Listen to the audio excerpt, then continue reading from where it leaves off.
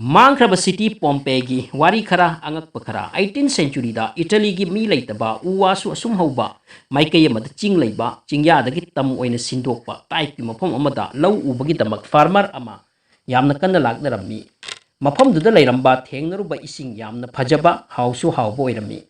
mahakni hingol tawbagi damak laknai amasung hingol duda ising thajin bagi damak guha macha matau thai adubu ising phangdringai kaigumba pot khara thengnarure maduki pot adumakni historians amadi scientists singna chahi kaya dagi thiriba yes friends madugi city ado yamnamak chakhotamba city amani adubu mangduna chahi kaya dang laikibani madugi city adugi ming Pompeii koromi city ase ngasidagi chahi lising ani mangda haibdi Christa pokpagi chahi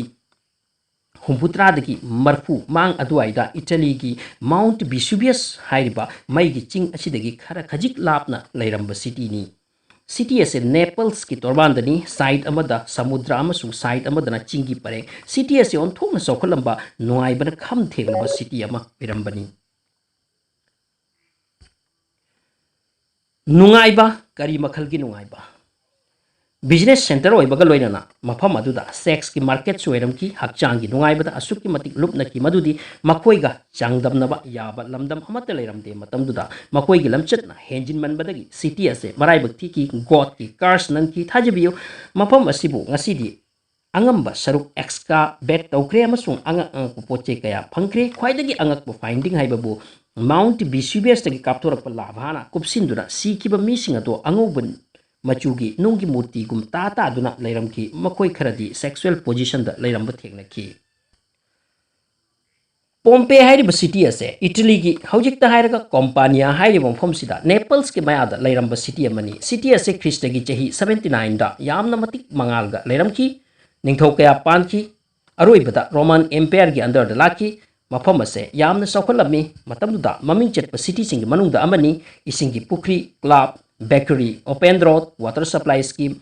library, community center, hospital, sagol pun bagi mafam sing, second floor gi yum sing, amasung yum sing gi maning da pik la ba lawn sing, amasung facility kaya dang amata watana Matamdugi mi sing gi waina. Leirami maramaduna city ase makoi gi waina paradise macha amagumbani.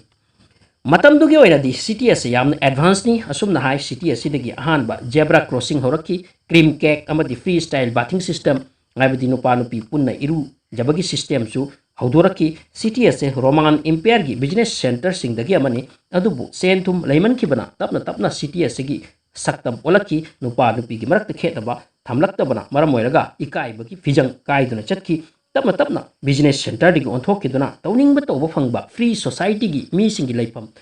onki mafam sida thingba ko ba law rule amata laikide open body trade ki mafam oiki mafam dagi faja nupi sing puraki amasung business asida sijinaki yung kuding gali kuding open nupa nupi ngaktani yu isay dance asumna numidang nungtil khetnaramde masigi nungai ba ase enjoy tawbagi damak athap dagi inak khunba mi sing laknarami asumna hainai city asigi lambida wall da nupa gi phi manugi part ki photo amadi nungna saktam saraga thelami makoina thajabadi masi lochin bagi natte asini mafam asisu mamangai da hokiba lut ki mi singi phibam dani makoi budi kaithangda atyadagi nong nungsit amadi nungna thomgaiduna loisin khibani adubu Pompeii city da su oiki Pompeii gi mi singi marakta nupa nupi makoi gi marakta open relation sen tan bagi damak masigi lamchat asina maruiba business oirami mafam adugi hakchang yonbi sing asuki matik sen tanarami madudi mafam duda business tawba amana su aduki matik sen tan ba ngamlamde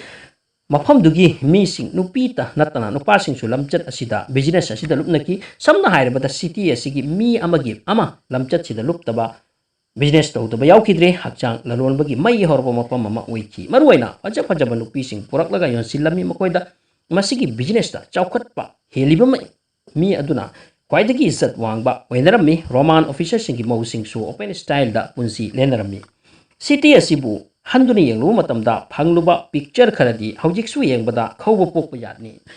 adomne yenglinglavadi Google da chalaga yengbiyu thibiyu masita natna wall singda seirengi pareng kaya ibasu thengnarui madu sing adu paba amadi artha lothokluwada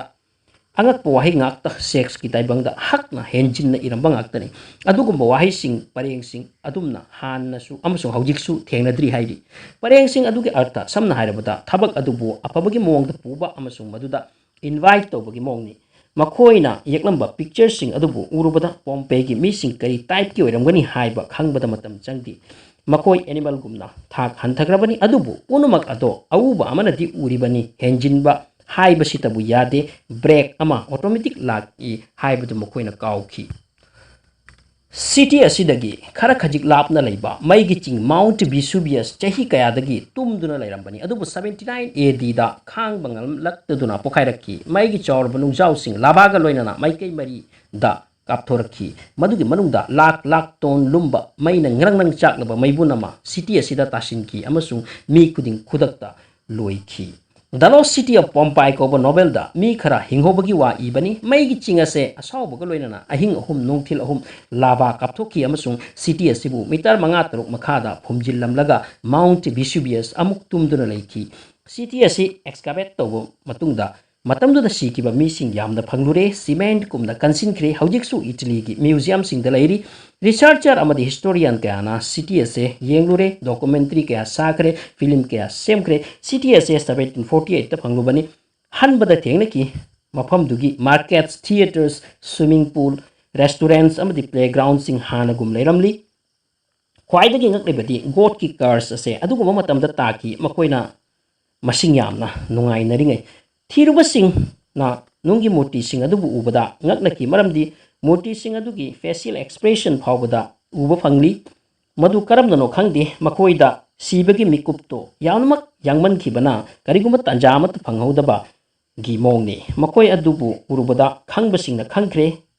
karino oikhriba karino makhoigi punsida haukhriba makoi asi mioibada sikha ama oisanu matani ngasisu mafam ado